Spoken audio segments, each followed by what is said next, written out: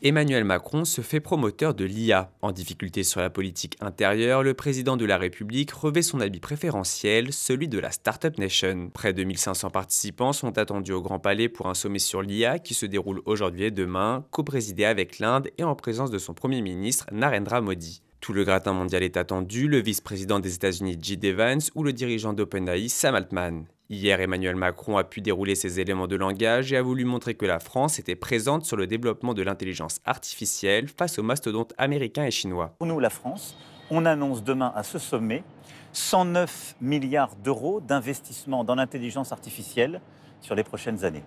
Qu'est-ce que c'est ? C'est exactement l'équivalent pour la France de ce que les États-Unis ont annoncé avec Stargate, c'est 500 milliards. C'est le même rapport. Ces investissements privés d'entreprises françaises mais aussi émiraties et canadiennes visent à construire de gigantesques data centers sur le territoire.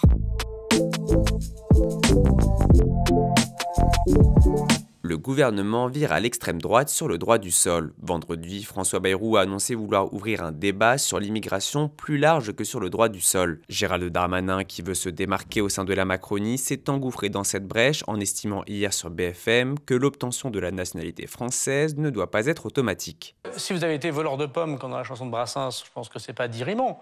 Ça ne doit pas vous empêcher, mais si vous avez assassiné, si vous avez trafiqué de la drogue, si vous avez battu votre femme, si vous avez attaqué des homosexuels, des juifs, si vous avez attaqué des chrétiens, des musulmans, bah oui, bien sûr qu'il ne faut pas que vous soyez français. Évidemment, personne ne veut de ce genre de personnes dans la citoyenneté française. Cet accent sarkozyste engendre tout de même une certaine cacophonie au sein du gouvernement. Il me semble que le dispositif législatif actuel est tout à fait satisfaisant. Donc je ne vois pas de raison pour ce qui me concerne. Comme le souhaite Gérald Darmanin ou Bruno Retailleau. Ça ne me paraît pas nécessaire, puisque en l'occurrence, je pense qu'en matière de politique publique, il faut répondre aux problèmes qui se posent, et il me semble que ça, c'est pas un problème qui se pose. Et nous avons beaucoup de sujets à traiter par ailleurs. Mais le RN revendique une nouvelle victoire idéologique et Marine Le Pen continue à mettre la pression au gouvernement en demandant des actes et en appelant à un référendum sur le droit du sol. Make Europe Great Again. L'extrême droite européenne ne s'est pas cachée lors de son rassemblement à Madrid ce week-end. Son modèle, c'est Donald Trump. Marine Le Pen, Matteo Salvini, Viktor Orban, les figures de 14 partis se sont réunis pour réclamer un virage à 180 degrés de la politique européenne. Obnubilés par, je cite, l'immigration islamique, les porte-paroles de l'extrême droite européenne se sont succédés à la tribune pour réciter leurs discours xénophobes. Mais ils ont aussi profité de la victoire de Trump aux États-Unis ou de Milei en Argentine pour s'attaquer aux normes de Bruxelles et teinter leurs propos de populisme et libéralisme économique. Nous avions raison quand dès 2019, nous n'avons pas voulu nous plier à l'injonction quasi religieuse du Green Deal imposée par les Verts allemands à toute l'Europe.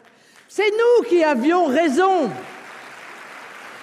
Nous avions raison quand nous avons refusé la logique du pacte des migrations, qui est un projet de submersion démographique programmée de l'Europe.